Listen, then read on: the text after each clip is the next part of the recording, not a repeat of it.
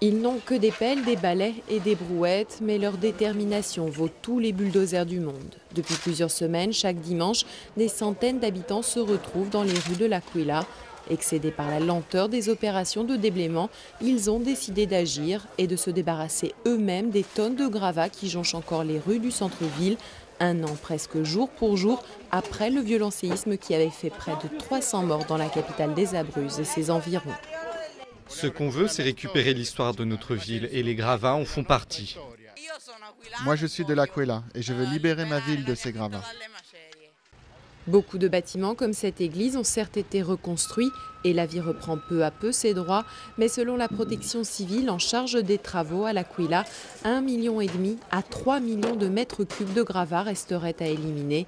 Une tâche titanesque à laquelle les autorités viennent seulement de donner le coup d'envoi.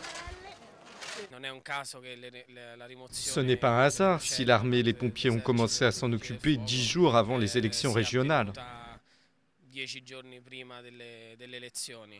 Les citoyens veulent être des protagonistes de ce processus de reconstruction.